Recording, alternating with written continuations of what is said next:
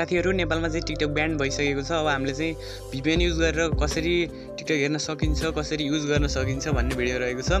तर पनि तपाईले अब अरु सोशल मिडियामा देख्नु भएको छ होला के भनिएको छ भन्दाखेरि VPN युज गरेर तपाईको अकाउन्टहरु ह्याक हुने, तपाईको बैंक खाताहरु ह्याक हुने र पैसा काट्ने भन्ने सम्भावना धेरै रहेको छ VPN युज गर्दा।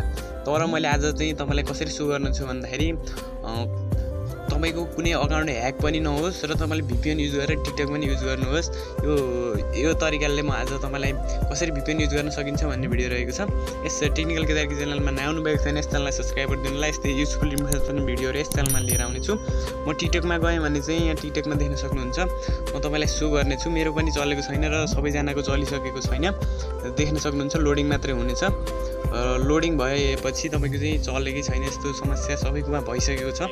र त्यसपछि अब चाहिँ तपाईले प्ले स्टोरमा जानुपर्ने हुन्छ। त्यसको यसलाई सेट गर्नको लागि चाहिँ तपाई प्ले स्टोरमा गएर VPN भनेर सर्च गर्नुमा तपाईले धेरै VPNहरु अवेलेबल रहेका छन्। तर तपाईले चाहिँ सर्च गर्नुपर्ने हुन्छ के भन्दाखेरि कुल VPN भनेर तपाईले सर्च गर्नु होला। कुल VPN भनेको चाहिँ एउटा राम्रो VPN रहेको छ।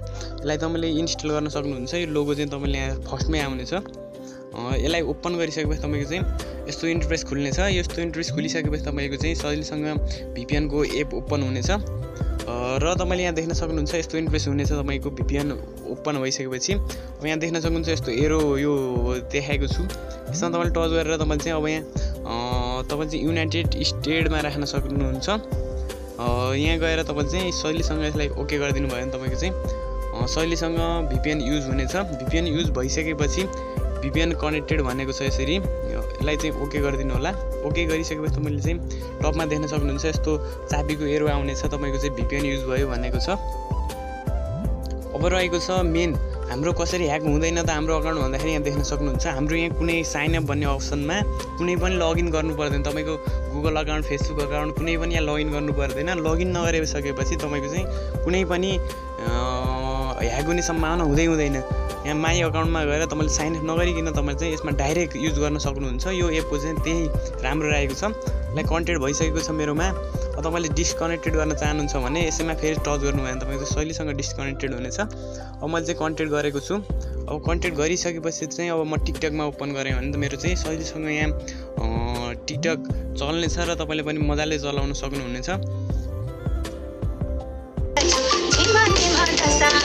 टिकटक चलिसकेको छ। तपाईले चाहिँ सजिलोसँग टिकटक युज गरेर गर्न सक्नुहुन्छ।